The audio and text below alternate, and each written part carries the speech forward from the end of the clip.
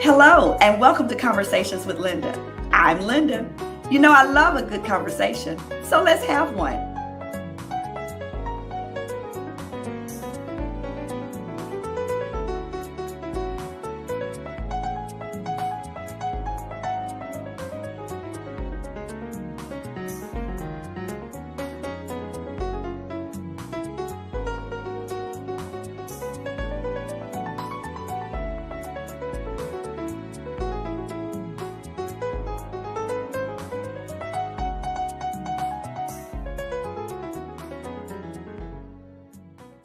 To celebrate Women's History, I wanted to spotlight a few women who are excelling in their career and personal lives. Today, we have Tannera Gibson. Tannera is a native Memphian whose practice focuses on employment law, municipal law, healthcare liability, and commercial and business litigation. She is currently president of the board of directors of the Memphis Bar Association, the first Black woman to hold the office, and is an active member of the community. Conversations with Linda. Welcome Tannera to the show. Welcome Tannera. We're so glad to have you. Thank you so much. I appreciate you having me. Listen, I'm excited about this because it's Women's History Month, Yes. and I just want to, showcase some women who are making it happen and doing phenomenal things, impactful things in the community. Well, thank you. Thank you for having me. So I've got to tell our audience and you, well, but I got to tell our audience how I was introduced to you. And that was through Nadia McMurray. Nadia, hey girl, she is one of our chit chatters, and she told me about you. And she told me that she met you through her sister Maya. Right. Okay. And she tells me though that the two of you are closer in age. Right. Okay. And y'all were pregnant at the same time. Yes. Okay. And now your daughters go to the same school together. Born on the same day. Born on the same day. Mhm. Oh, wow. So thank you, Nadia. Nadia is always introducing me to interesting people to have on the show. So we're going to just make her a part of the staff. So let's start here. I gave, told in my intro a little bit about you, but you tell us, what do you do exactly? So I'm a litigator, right? Mhm. So it's What does that mean? okay. I'm about to tell you. Okay. I'm gonna tell you what it means. So I'm a litigator, which means that we say you sue someone or someone sues someone on your behalf. Okay. We handle lawsuits basically. So Okay. it's not anything like what you see on TV. I just left court today. That's why my suit is black. I couldn't wear bright colors to court, but it's essentially what we do is a lawsuit is filed or we file a lawsuit, and there's this whole long process that you never see on TV or anything like that. And most of it is going back and forth on paper, or we're bringing people into a conference room to ask them questions, which those are called depositions, and all of that leads up. We might have hearings periodically, but the trials and things you see in the courtroom, that's the very end. Most cases don't even get that far. Really? Yeah, and so, but that's what litigators do. We handle the lawsuits basically. And this is civil. Yeah, civil on civil. So if I want to sue somebody for some shabby work, hint,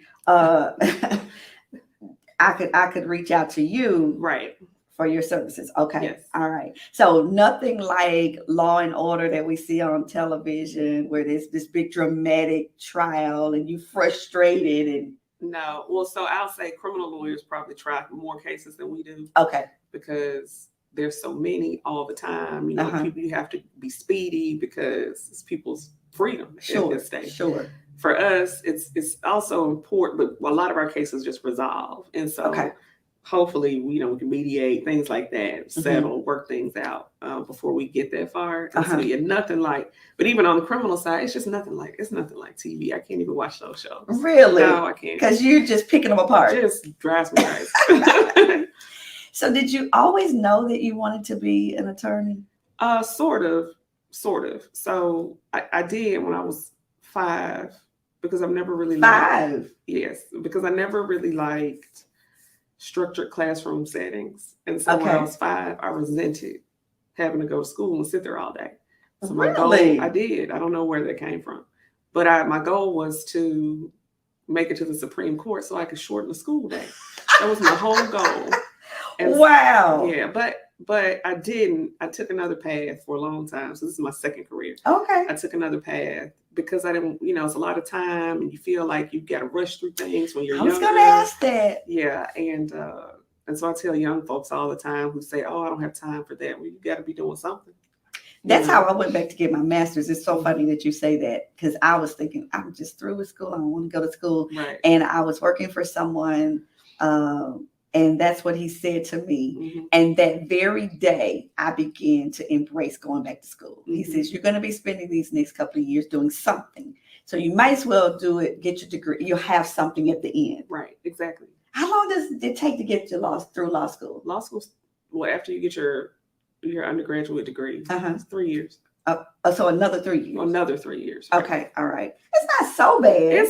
It's not so. I mean, it's 3 years go by so fast. They're hard. They're sacrificial 3 years. Yeah.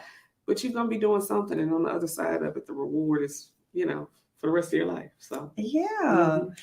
So at 5, you knew you wanted to be in law to change the school schedule, the school day. I love that.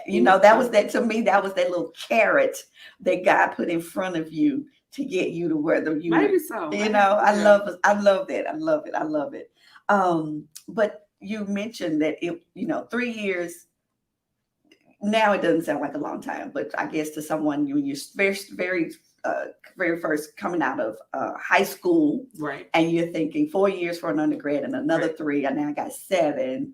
But just tell us a little bit about what was law school like, because I'm hoping to inspire someone, woman or young man to, go down this path. I mean, it's not easy. So I didn't have lawyers in my family. I had one, but I never see her. I never see her. So it's kind of like not having anybody. She doesn't live here, it's far away. And so it's not someone I grew up around or anything. So I really didn't know what to prepare for. I went to school dressed up the first day, just didn't know anything. And I wasn't prepared for how different it was from college, even though I had worked and everything. When you say it was different, how was it different? It's different because, at least back then, it's a little different now. You have one test at the end of the semester. That's it. And that's it. That's also your whole grade, and you're graded against other students. So you could do excellent. It's not about just how the work you do. It's your work could be excellent, but if student X's work is extra excellent, they make it an A, you make it a C. And so and your grades matter so much. Whether you can get a job, the job you can get, things like that. And no one really prepares you for that. And so I watched a lot of younger aspiring lawyers, kind of fall off because that can be discouraging. Sure. And so we've tried to implement programs for high schoolers. There's one open right now, the summer program for high schoolers to expose them to some of this stuff. And so it was difficult, but definitely worthwhile. And so you're in this 3 years, and how are you keeping yourself encouraged while you're going? And so you had friends that were also in law school? Well, I didn't have friends that I went to law school with, but there are not many Black students. And so there weren't many Black students, and so we kind of gravitated to each other and created a bit of a community for ourselves. So you lean on each other because it's difficult. I study on my own. I never study with other people, but that worked for them. It was about figuring out what worked for you and knowing I needed to get finished. Like I just this was what I wanted to do. You want to be a lawyer, you got to get through it.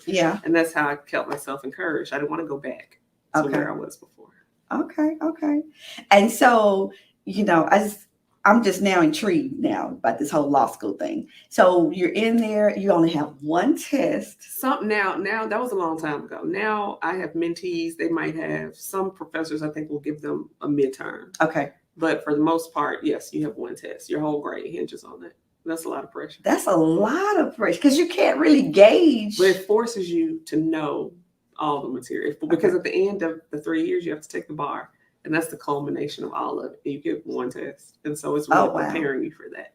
So you didn't do any. You didn't do any partying, any of that, right? You just had to stay in the books. Well, I didn't because I was 27 when I Okay, moved, so you and yeah I was okay. just that was kind of behind me. Uh-huh. But I know younger people, people who are younger than that go straight out of college at 20, 21. Yeah. You got to have some balance. Right. You don't want to lose your mind. There. Right. But you definitely that needs to be first. Need to be focused. Okay.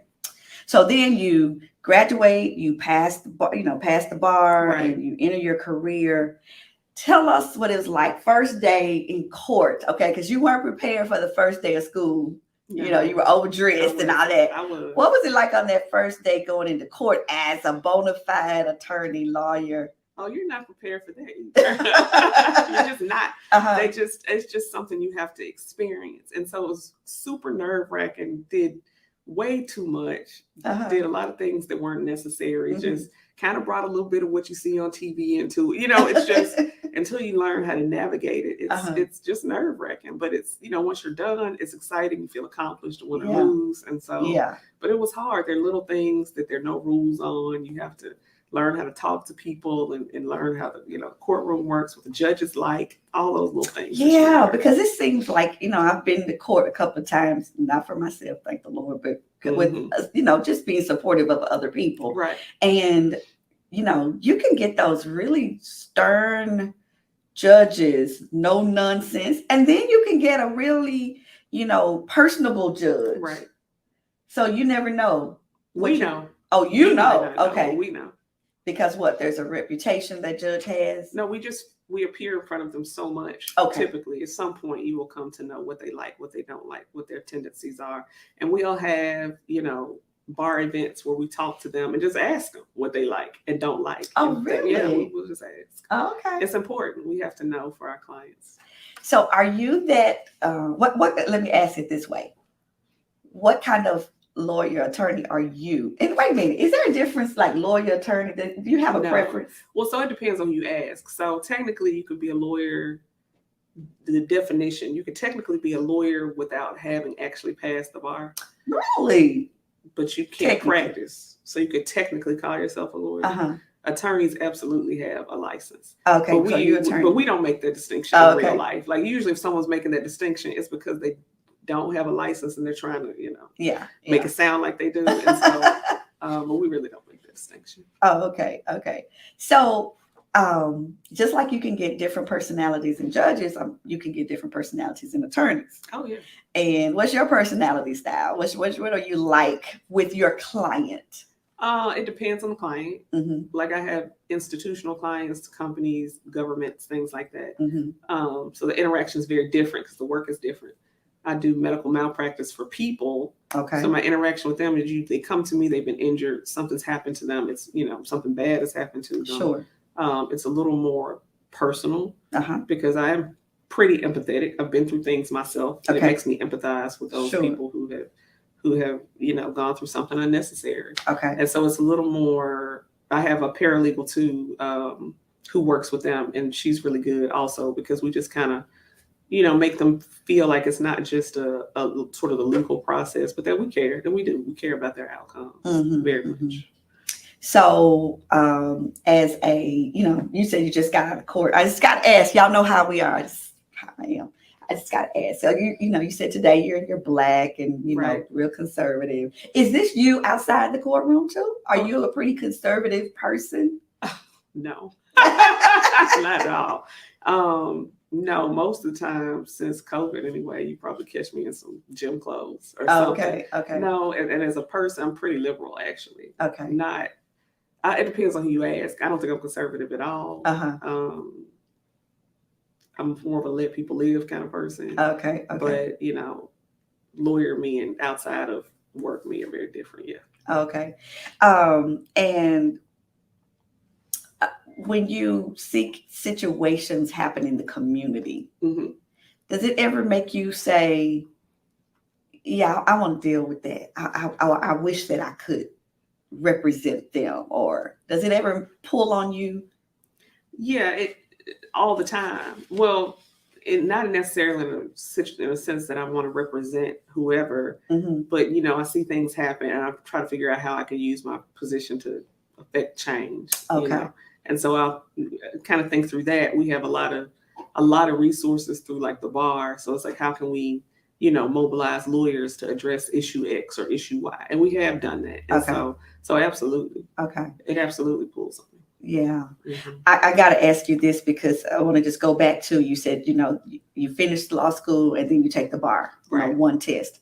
And those that I know who have been preparing, and it seems so stressful. Is the test really that hard? Yes. It's what they say it is. It felt like the study, and I don't say this to discourage people. I want people to be prepared for it. Yeah. Because I just want people to be prepared for it. It's definitely worth it if that's what you're called to do. But I'll say the 2 months I spent studying, I only studied for the bar, and I felt like I was in prison. But it was because it's just, I couldn't, in my view, I was pregnant. Then I just got married. I was pregnant. Yeah. And I was going to be 9 months pregnant taking the bar. And I was like, I can't fail my baby. That's like, I can't fail our older daughter. What an inspiration. Some people do go golfing and things like that when they're studying. It just depends on the person and what you can accomplish. Wow. Well, I'm asking you these questions because I do want to make it familiar to people, make them feel like, because again, there may be someone watching today that's wanted to go to law school and now they're hearing your story and it's feeling doable. Oh, it's doable. Yeah. It is doable. Yeah. And so that's funny. You were pregnant. Yes. Getting ready to take the bar. Yeah, I'm super pregnant. Oh, wow. Really pregnant. How did you navigate that? All of the physical stuff going on and the preparation for having a baby and the bar. I had to. You had to. I just had to. I mean, I had to. I just couldn't. There was no room for failure and a whole lot of grace, a whole lot of grace, no room for failure. So, I feel like if you put yourself in a position where we can get in our heads and people can, and I had people discouraging me. Okay. Oh, you need to focus on this. You need to just sit down somewhere. Like, no, I don't, because you're not going to feed my children. Right. You're not going to have my husband looking at me sideways, and so we get in our heads and we convince ourselves that things have to be a certain way and we can't do certain things if things aren't a certain way. Yeah. And in my view, there was no room to fail. And this is what we're about to do. Period. Wow. You are a determined person. Love it. Love it. Love it. Pass it on the first try? Yes. Because some people don't. Some people don't. But fine. They can go back. Yeah. I know plenty of people who pass on the second or third try, great lawyers. Okay. Y'all hear that? I mean, yes, if you don't, just go back because maybe you have already taking it the first time. Don't give up. Don't give up on your dreams. I love that. And hey, you still may be going to the Supreme Court. I don't know. No, I don't want to do that. You don't want to do that? No, now? I don't. Okay. I really don't want to be a judge now that I know better. Now that you know better, I love it.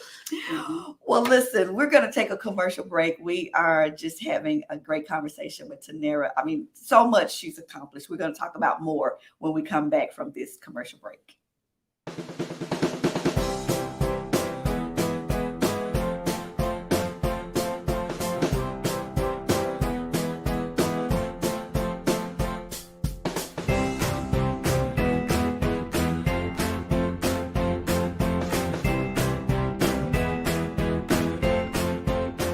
Welcome back to Conversations with Linda.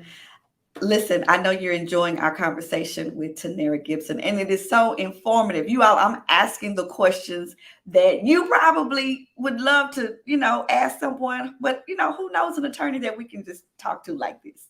All right, Tannera. So I got some more questions for you. Okay. You were the first African-American woman to make partner at your firm. Right. What was the journey to reaching that status?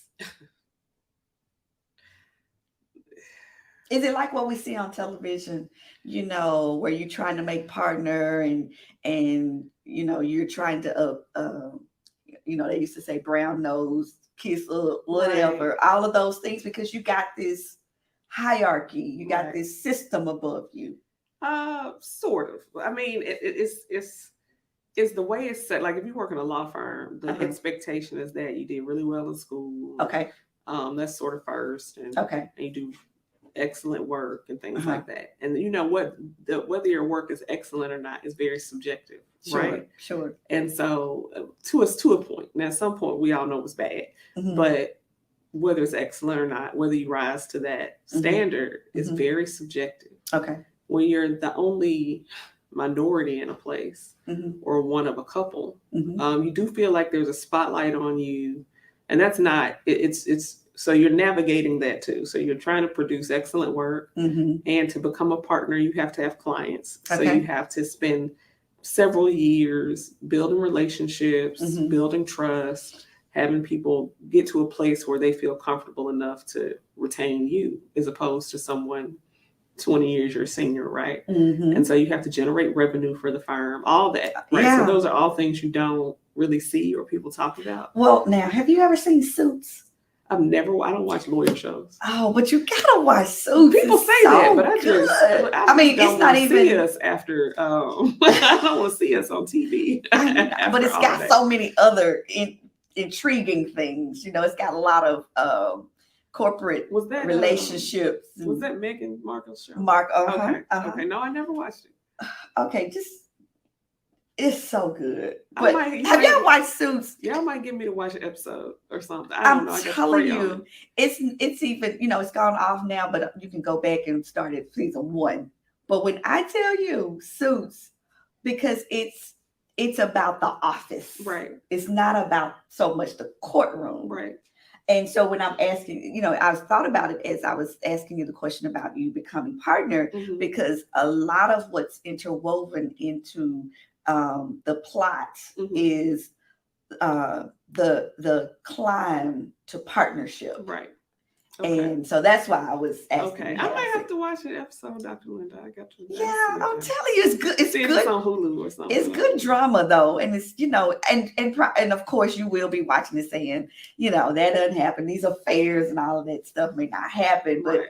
they got to make it juicy for people. Oh the yeah, viewers. absolutely. I know TV is what it is. Yeah, but everybody has the dream of getting their name on the wall. Right. In partnership. Is that the way it is? It's not. And so typically with big law firms, the name is what it is. Okay. And the name was set a long time ago. If you have smaller firms, sometimes very much more smaller, sometimes they name you a partner and they will add your name to the name of the firm. Okay. The larger established firms who've been around they a long don't time, change. you become a partner. The name is not going to change. Okay, so it won't be Morgan and Gibson. Ever. They have hundreds of partners, and they're not gonna. It is what it is. Oh wow, yeah. Wow.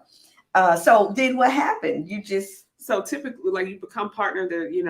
The first step, typically, you become a partner. You get an opportunity to vote on things that go on in the firm, so you have sort of a seat at the table that you didn't have before. But they came and they said, Tannera, we want you to come to this meeting, or would you step into the office? How did that happen? So there's actually a track. And so there's a track. So our track used to be, you do good work for 7 years. Some places are 8, some places are 9 years. It's dependent. You do good work for 7 years, then we consider you for partnership. We look at your numbers, the money you generated for the firm, your work product, your reputation, your work in the community, all those things. Then the partnership gets together and votes into whether or not you can become a partner. Oh wow! But you have to be there for at least. Back then, 7 years. I think it's 8 or 9 now. Okay.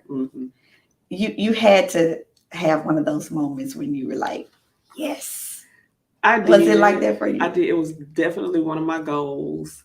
And it was hard because there weren't any Black women partners in the city. Wow. Period. And so there had been some that were left their firms before I came. So I didn't really have anybody, no women anyway. So this wasn't just first African-American woman to make partner at your firm. No, there were others before me at other firms. Oh, okay. But when I became partner, when I was coming up, they had left their firm. Oh. And so there was no Black woman partner for me to go receive mentorship or anything like that. So my mentors are men.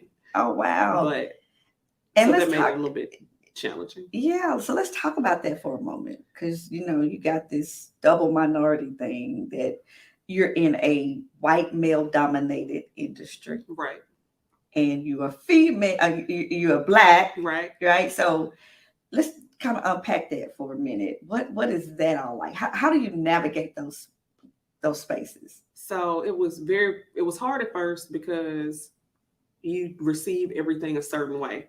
You don't know if it's because you're a woman. You don't know. The joke I would crack is like, I'm a woman as hard as a woman. You throw some black on there, it's extra hard. Okay. Yeah. And so I would try to help people understand that it was doubly difficult. One of the challenges was because of the way we're perceived in the news and the challenges black men have. The perception is that black men have it way harder than us in the legal profession too, but it is a male-dominated industry, and so it's like, when they tell you it's a double minority, you're a double minority for real. And so, short of navigating not just the race issue but the male issue, I've had a lot of brothers. That was helpful. I have a lot of brothers, and that I grew up around, and we're all really close, and so I think that helped me deal with men in a way that they feel comfortable. But there's still a lot of misogyny. There's still a lot of that. And so this version of me is very different than the version they might get, if I feel like there's any issue with me being a woman, or if I feel like I'm being spoken to a certain way. But that kind of comes with time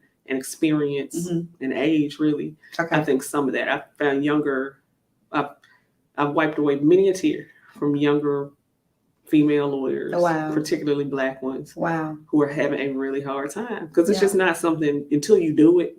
You just feel like everything is because you're black, everything is because you're a woman. Sometimes it's because it's business. Sometimes it's because you didn't do a good job. Sometimes it's those things, and trying to figure out what's what. It was a large part of the challenge, but I have great mentors, so they helped me through a lot of that. Good. So just thinking about one incident, how do you confront when you strongly feel that it is about you being a female or being black? With either one, you can take either one.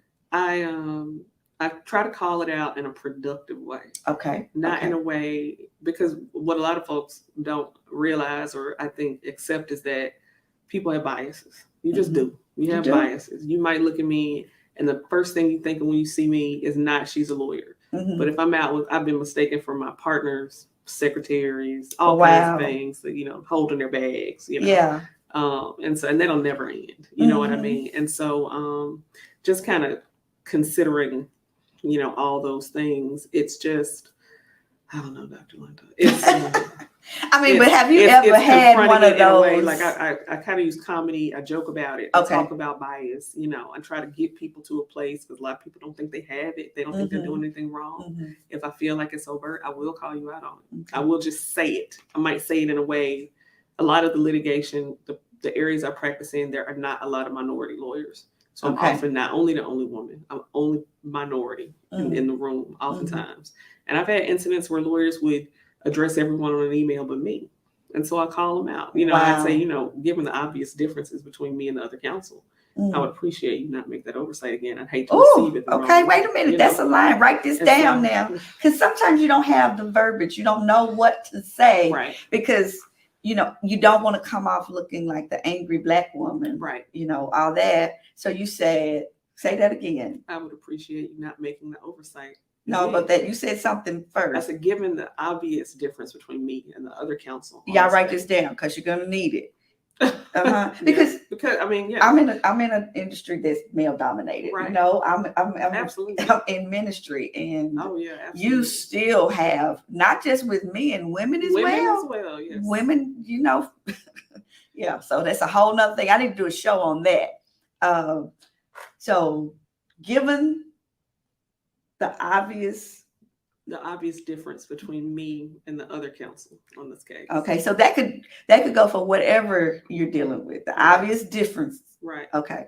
Because he had addressed everyone but me, and you get slights like that. And so I'm not gonna call you racist. I'm not gonna try to say anything inflammatory. I'm gonna give you an opportunity to fix it. To say anything inflammatory. Okay. Right. Yeah. And so now, however you receive it, because I would hate to misunderstand what happened here. Right. And so of course it's, that was mistake. It's always that, but it never happens again. Right. And so I confront it that way. And you can't be afraid to do it. You have to believe that you're just as good as they are. And a lot of times we don't. You have to believe that you are absolutely, if God put you there, because you can do it. Because a lot of times we don't. And if I tell you how many young women I have this conversation with who do not believe. Mm. I'm like, you're doing all these things. You can do it. You're good enough. You can get over these hurdles. It doesn't matter. You're just as good as they are. Right. Oftentimes we just don't believe it. And so has there ever been a time where you had a moment where you questioned yourself? And if so, what did you do? What did you look in the mirror and say to yourself? Yeah, I had those moments a lot early on, and that's why I can sense it, and I'm so passionate about trying to not see other women, particularly Black women, do it. It's because, early on, there were just not a lot of us. We sometimes would get together and just count how many of us there were in law firms in Memphis. There just wasn't a lot, and we would meet, things like that, try to form a community. But, when I felt like that in the past, it was things like, oh, I just, I don't know if they're going to listen to me. And I don't know if my client is white, are they going to believe I can do it? Or do I need to go get a white lawyer to tell them the same thing that I was? Things like that, really go through your head, and you'll believe it if you let it go on long enough. But can I ask you, truthfully, do you find that white people look for a white attorney, or is it fair game? I'd say I don't think that's necessarily true, because honestly, most of my opportunities have not come from Black people. Okay. And I think girl, we don't know about it. We just didn't know. I think Black people look for a white attorney before white people look for a white attorney. Oh my God. And that is and I think it's what you said. I think it's just, I don't know if it's that a lot of times their ice is colder. Yeah, we do. I mean, that's just true. It is. And so not all of us, obviously, but that has been something a lot of us have talked about. You hear people in the news saying certain things, and I'm like, I got a lot of opportunities from these same people, but none from us. And so that's a real conversation. And it's not just me. We had the National Bar Association, the Black Bar, the nationwide association had its conference here over the summer, and we had a whole summit on it. Particularly about a whole seminar on like the state of Black women and lawyers in America. And a lot of what we talked about is Black women not supporting each other in this particular industry. So it's like, you have the ability to support me so I can support other, minority lawyers, create opportunities for other lawyers, but you won't, you know what I mean? And it's fear, because if I don't do a good job, then they're really looking at you crazy because you hired me. You know what I mean? And so we have a lot more hurdles than some of our contemporaries. Okay. Y'all don't forget that name, Tannera Gibson, need an attorney. Look, that's right. Because I do think that exposure is crucial also. Absolutely. To just know if you are aware that there are not many Black attorneys, especially females, we certainly absolutely don't know where to find and you. That's not what you see. That's not how you see lawyers portrayed. That's not how you see, that's not the image of the lawyer that we are fed. Right. And so we need to change what we see. That. I love it. I love it. So let me ask you this. If you could do it all over again, would you still choose law as a career? Oh, absolutely. I'd choose it first. Choose it first. Okay. I got to push you a little bit. What were you doing first? So I was really good at math and tech, and and you're just smart. No, I was just good at what I'm good at. Oh, okay. You know what I mean? I was really good at math and tech, and so it was tech time. Everybody's in tech back then, so I got a computer science degree, and I worked in developing software, and I did IT for a while, and I hated it. I was just every second. I was just really good at it, but I hated it. Did you just hate the one-on-one? I mean, the constant. Was it not people-oriented enough for you? No. I felt like it was not meaningful. It just was kind of going to work, doing stuff, same stuff every day. And it's important work. Don't get me wrong. Sure. But it's to your point earlier about whether things pull on me when I see them. I feel like I can do more good. Gotcha. And this is just something I'm passionate about, and the law, and and voting, things like that just matter so much to me. Sure. That, that was just not fulfilling. Okay. And so if you had any advice to give beyond what we've already talked about for that woman who thinks law is a career for her, what advice would you give? What do you say? Just do it and don't be discouraged. You will have so many people who've never done what you've done. You become very busy. very focused. Mm-hmm. You got to keep the main thing, and not be distracted, and not, let other people take you off, your path. Okay. Don't get into your head. That's Don't the worst get into place your to head. be. Don't believe any of the negative things you're gonna think about yourself and your journey. Okay. Just focus on the goal. And I think you could even say something to, you did this being married, pregnant, because oftentimes we get in relationships. Yes. And that takes us off of our path. Absolutely. To achieving our goals. It does. No, it definitely needs to be someone. Now, my husband's a landscaper. He has a landscaping company, so our careers are nothing alike. Okay. But it was so important to me. Well, I started law school before we got married. We were just dating, but he would just I'd be studying all night, and he'd come sit down with me just in the same room and just be there. So if you want to be around me, you want to see me today. You watch TV while I study or something, because we're not going out. We're not doing all those things. It's a lot of patience and sacrifice. So you need to have someone that supports. Yeah, absolutely. And understands that you got things to do. Right. I love it. Before we go to commercial break, you got some other accomplishments under your belt as well. I understand that along with Maya, Nadia's sister. Right. You all started this Kenneth Cox graduation ceremony. Right. Can you tell me a little bit about that? Yeah, when we were in law school, when you graduate, people have cords or a thing. So, you have cords on your gown and things like that. And we noticed at graduations, a lot of Black people didn't have them. Or we didn't have stoles and things like that. And so we weren't getting into the programs that you would have to participate in to have those things. And we felt like it was, demoralizing some. And so we decided, we're going to do something for us. And so we decided, we saw other schools would don minority students with kente cloth. And so we named it after Kenneth Cox because he was the second Black person to graduate from the law school. And he was killed shortly after in combat. And so, and his family's still around. So we wanted to name it after him. So every year, graduates, members of the Black Law Student Association have a separate program from graduation. Families come, talk about their student, talk about their journey. It's really honoring the student because it's just a different experience for us. So it's providing a different experience at that level too.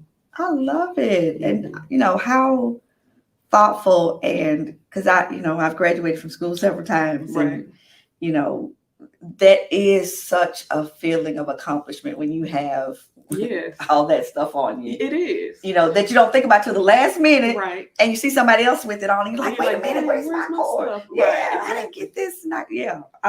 That's awesome. Well, we're going to take a commercial break, and we'll be right back because we got some fun stuff that I want to ask Tannera. She's a lawyer and all, but she's a girl too. All right, we'll be right back. I'm Victoria Brown with Force Success Realty. I am an affiliated broker here in the city and surrounding areas. If you're looking for that perfect home, I am the key to your new home. Thinking about selling? Give me a call at 901-864-3990. If you're on the fence and don't know if you're able to buy, it's a perfect time to give me a call. I will help you out. I will connect you with those individuals that can help you get into a new home. I'm standing by. And again, my number is 901-864-3990. You can also reach me on the World Wide Web at www.victoriabrownrealestate.com. Look forward to speaking to you soon. Welcome back to Conversations with Linda. Listen, I just want to dive right on in talking with Tannera, and we're going to go a little deeper. All right, Tannera, and just thank you for all of, I'm asking you questions that you just always wondered, but just never had anybody to ask, right? Yeah, absolutely. And not that we don't know attorneys, it's just they're not in the chair. Right. No, I know it. Exactly. Yeah. So before I get to my little fun questions, I want to ask you, what is the case that you've had that has just really stood out to you most? and why? The one that stood out to me most was a medical malpractice case I had, and the case was one, and I'll just say was public. And so the case was one where this young Black woman, and I mean young, maybe 20, 21, from Fraser, not of means, obviously. And she had a 1-year-old, and she was pregnant, and her baby died in utero. So she had to deliver her baby stillborn. Oh, and wow. she went to work every day. I mean, great young woman. And so we sued because we believed it was malpractice that caused her baby to die. And it was just sort of the way she was treated. Oh, wow. The way she was minimized, which happens to us pretty frequently. Yeah. The way she was minimized and the way her concerns were minimized. And she didn't have really money to eat like she was diabetic. She didn't have money to eat like she needed to. And, the medical providers knew that, but there were no resources being provided. And the way they shifted blame back to her, all throughout the case, and this is a case we actually tried all throughout trial. It was kind of disgusting, honestly. It was really the perception that because she was a young Black woman who was poor from Fraser, no one's going to give her any money. That was the attitude. Wow. So it was like, actually we probably would have resolved the case for much less than we ended up winning for her. But we did well. Her verdict was, I think, $750,000 or something like that. And that was from something. I mean, the things that they did, the things they said about her, the way they demonized her. And all she did was lose her baby and be young and Black and poor. Yeah. That was it. That's and a woman. Triple threat. And that was it. Four. She hadn't done anything wrong ever. Went to work every day. Every day she went to work. It just wasn't enough. And just that alone dictated the whole trajectory of our case. And I was like, I don't care what it is. Come on, Lord. We're going to get this for her. Yeah. And so when we won it for her, it was just one of the best feelings I've ever had. Wow. That's probably the most meaningful case I've ever had. Yeah. That does mean a lot, because you not only championed her cause, but money never replaces losing a baby, but certainly just feeling as if there was some redemption in the case. Something for her. She walked away with something after sitting through being really dogged out for a week or two. And I think that there are a lot of situations where people do not sue because they feel they don't have, there's no hope for winning. Right. It's like the David and Goliath kind of thing. Yeah, absolutely. And so people just don't.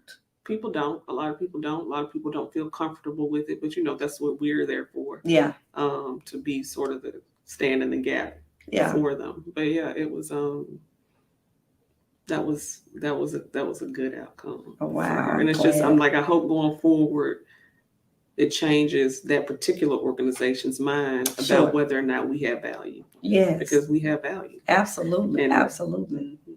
Now I gotta ask you this. Okay. All right. Tell me if you don't. If you don't want to answer this, okay. You said that was $750,000. What's the largest settlement that you've ever? So settlements we can't talk about. So Oh, settlements are resolutions that happen outside of court. So typically in every settlement, there's a confidentiality provision. We can't really talk about that. Yeah. So I'd say in court, right around $2 million. Okay. In a trial. Okay. Can't really talk about. We got big settlements though. Does the person have to be like loss of limb and get to me? That's what you think. When I hear those commercials on Morgan and Morgan and all those different people, and they said, they're bragging about, I got 3 million or whatever they got. I'm like, somebody died or somebody lost a leg or an arm. Yeah, the thing I hate about, and I get it. The thing I hate about the commercials is it sets these unrealistic expectations. Sure. So if you have an accident and you have to, and you hurt your back and you have to go to physical therapy for a few weeks, you're not gonna get hundreds of thousands. Right. Thank God you're not, because I would much rather be intact. Right. Yeah, she lost her baby. Because in Tennessee, a lot of people don't know, damages are capped. Oh, okay. You can't just recover whatever you want to, Gotcha. Once upon a time you could. But if you say, for instance, something horrible happens to somebody and they, have a lot of medical expenses and they lose wages and things like that, that's not capped. Those are economic damages that have a money figure tied to them. Okay. But pain and suffering, you will never get more than $750,000. Really? That's it. Okay. That's the law in the state of Tennessee. Okay. $750,000. That's it. Okay. So another question. Okay. But as an attorney, now we're talking outside of settlements and all that. Okay. Girl, are you like, when we think, especially in the African American community, we think, okay, doctors and lawyers, they make the big money. Right. Now they think preachers do too. That's what they say. But they don't think our money is legitimate. Y'all deserve to be. They don't think. I do believe that. I do believe that, and I tell our folks, man, look, you see your doctor maybe once a month. You see me every week. Yeah, or more. Or more, right? I have to deal with your kids, your marriage, all of that. All your So problems, y'all know how I feel. But anyway, so yeah, in our culture, we look up to doctors and lawyers as the money makers of the community. Is that true? It depends. Okay. I mean, it depends on what you do. Okay. Some lawyers might go work for the government. Like, for instance, you go work for the post office, or you're a lawyer for the EEOC or for something like that. You might make, depending on what's allotted to you, you might make $60,000. You might make $140,000. They have government structures are very rigid and capped. And so you can only make so much. If you go work for yourself, you can make as much money as the Lord let you make. And when you work for a firm, lawyers and law firms, it depends. It depends on how big the firm is. The firm's girl, okay. Like you might make anywhere from $150,000 to as much money as you want to make. Okay. And so that's fair. It just depends on how hard you want to work, what you want to do. Lawyers, like you might see, like you see the Morgan and Morgan's on TV. They, they're going to get a third of whatever you recover. They get millions of cases. I mean, it just depends. What has been one guilty purchase, fun purchase that you went through law school. You put in a lot of time. So what was one big thing that you bought yourself? I don't really buy a lot of stuff. Oh, you don't? I did buy, but I was going to have a nice car. That's the one thing I was going to have. So I'd say my car is that. I don't spend a lot of money on other stuff because my kids. Expensive type. But I will say I was going to have a nice car. Okay, I love it. I mean, you got to have something that just whatever it is. For some people, it's a vacation or something. Yeah, but, definitely my vehicles over the years, I'd say. Okay, would be it. And what do you do for fun? So I don't get a lot of downtime. Like I'm trying to do better. I really didn't do anything for fun for a long time. I just worked. And took care of my children. Okay. Really not a lot. My husband works a lot because he owns his company. So it's, but we're trying to be better. So we took a vacation a couple weeks ago. Where'd you go? To the Bahamas. We took a vacation a couple weeks ago. It was fourth one in 19 years. And fourth one without our children. Okay, without your children. Okay. Yeah. And so we did that. And so we're trying to go to more, jazz things and wine things and trying to get out a little bit more, not just watch the TV. What do you watch? If you don't watch, law shows and all that, what do you watch? I like horror movies and documentaries. That's what I watch. Horror movies and documentaries. That's a spectrum there. Horror movies and documentaries. I know. Anything that's not that serious. Okay. Because everything I do is so serious. Yeah, I can understand that. I can understand that. I'm like that with dealing with, I like to decorate. Right, okay. I'm actually retiring from that when I finish the last little stuff I'm doing. But I like to decorate. And people ask me, well, why don't you go into this professionally? Because no, this is what I do for fun. Right. And it's not a person. Right. These are just inanimate objects. Right, exactly. Right. So I'm not talking to them about their problems. I'm not praying for them. I'm not doing any of that. Yeah, so I get that. So how do you balance? I know that's fun, but how do you balance motherhood, wife, children, and Tannera? I think balance is a myth. I don't think you really balance it. I think I just do it. Like there's so much. So I never stop and think, okay, I have everything in perfect balance. Something at some point, my son has a project due. Your daddy gonna have to do your project. You know what I mean? You find ways to harness the people around you in your village to get everything accomplished. And so, like, you can't be 100% everything all the time. Right. And so you have to learn how to reach out for help. Like I have a 24-year-old daughter who might, pick up the kids or, things like that, Gotcha. so you have to have people around you. That's it. You have to have a village to get it all done. And so Right. I just do, but I try to make sure it all gets done one way or another. Okay. What motivates you to continue to go forward? And what are your next goals? What's next for Tannera? Honestly, I do so much, Dr. Linda, that to go on more vacations. And I know that sounds because it's not something I've done. And as we get older, it's something that you feel like we work so much between work and making sure our kids are good and projects and cheer and things like that. You kind of lose yourself in all of that. Absolutely. And so getting to a place where there really is a little bit more balance, where we're taking care of ourselves and, focusing on the grown folks in the house a little bit. And as far as my career is concerned, I love it. So I'm always looking for something to do. There are bills in the house, like the bill, those are things I think about. What's happening in the Supreme Court is going to affect my people. I think about that constantly. So being more active there, I think. Yeah. But I agree with you, stopping along the way to smell the roses, to enjoy a little of life. Right. And to be present in the moment with what you have versus just always climbing. Right. No, nothing wrong with climbing, but being present in the moment Absolutely is so very key. It is. And your children will have their lives when they grow up. They'll be able. So to rob, I hate to say rob, but maybe I can't think of another word, but to not be able to enjoy even your own life while they are growing up. Right. To me, robs you right of the essence of who you are. Yeah, absolutely. And so many times when we are high achievers, we miss the present moment and you can't get that time back. And the kids grow up, they're gone. And you're with all the, I wish I had done this, Absolutely. All that. So yeah, girl, you don't feel guilty about that. Do it. I'm okay with it now. Past that. And did I mention, I don't know if I mentioned that, did I already say, I got my 55-year-old brain, that you're the first Black woman president, a former president now of the Bar Association. Did I say that, y'all? I don't know if I said that. I don't know either, honestly. I know, but because you've done so much. I know you mentioned it because I'm saying I'm not president anymore. I don't know. Okay, but you got that under your belt too. Right. Okay.